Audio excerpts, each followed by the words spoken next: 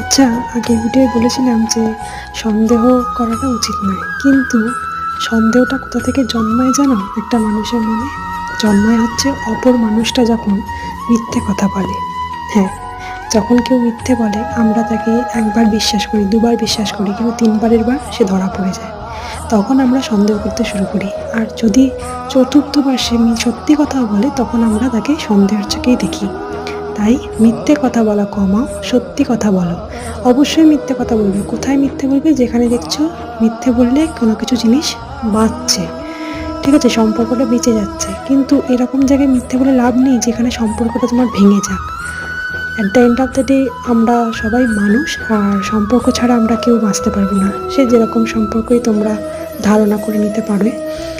যাই হোক, তো ক্ষমা চেয়ে নিচ্ছি অনেক দেরিতে ভিডিও দেওয়ার জন্যে। তো চলো, দেখা হচ্ছে অন্য একটা ব্লগের সাথে। টাটা।